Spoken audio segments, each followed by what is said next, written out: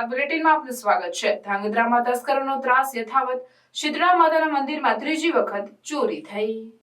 સુરેન્દ્રનગર જિલ્લાના ધાંગધ્રા તાલુકામાં છેલ્લા 6 માસથી ચોરીની ઘટનાઓ છાશવારે બનતી દેખાય છે। ધાંગધ્રા શહેરની સોસાયટીઓના રહેણાંક મકાનમાં પણ અગાઉ ચોરીની ઘટના બની હતી, તો બીજી બાજુ મંદિરોમાં પણ ચોરીની ઘટનાઓ બની હતી, જે ચોરીનો ભેદ હજુ સુધી ઉકેલાયો નથી। ત્યારે ધાંગધ્રા પોલીસે સુરક્ષાના ભાગે શૂન્યમાં હોય તેવું ચોક્કસપણે કહી શકાય। આ સાથે તેમના રાત્રિ પેટ્રોલિંગ ઉપર પણ સવાલ ઉઠી રહ્યા છે। નાનો મોટો જુગાર પકડી પોલીસ પોતાની વાહવાહી મેળવી રહ્યા છે, પરંતુ પોલીસના ગાલ ઉપર થપ્પડ મારતા આ ચોરોને પકડવામાં પોલીસ નિષ્ફળ રહી છે।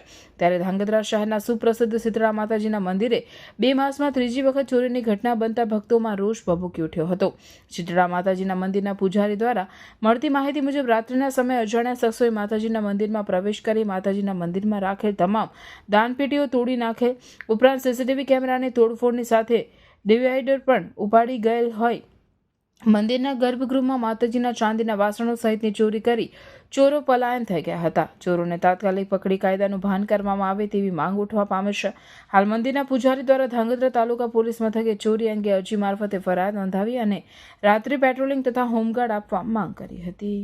મારું નામ ધવલ મહારાજ છે। આ મંદિરની અંદર અમે કરીબન 4 પેઢીથી પૂજા કરતા આવી છે અને આ મંદિરની અંદર હમણાં આ 2 મહિનાની અંદર ત્રીજી વાર ચોરી થઈ છે અને અમે તાલુકા પોલીસ સ્ટેશનમાં ફરિયાદ પણ નોંધાયેલ છે।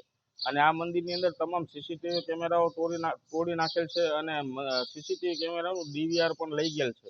અને આ મંદિરની અંદર જે કંઈ પૂજાની સામગ્રીઓ ચાંદીના વાસણ હતા, ચાંદીની ચાકણી હતી, જે કંઈ હતું એ માતાજીનું લઈ ગયેલા છે।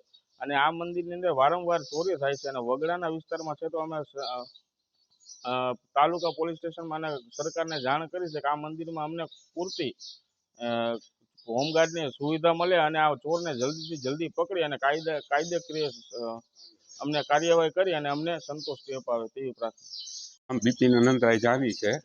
હું ધાંગધ્રા શીતળા માતાના મંદિરના પૂજારી છું અને છેલ્લી 4 પેઢીથી અમે પૂજા કરી છે અને આ વર્ષની અંદર આ ત્રીજી વખત ચોરી થઈ છે।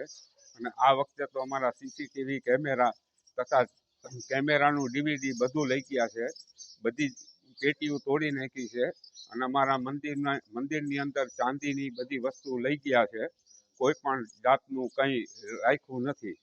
તો ગૃહને અમારી એટલી વિનંતી છે કે અહીંના પોલીસ સ્ટેશનમાં જાણ કરે અને અમારે આ બને તેટલું ઝડપી ચોરને પકડે અને અમને અહીંયા કંઈક વ્યવસ્થા કરી દે, રાતે હોમગાર્ડની કે એ કોઈ એવી અમારી ઓલી છે।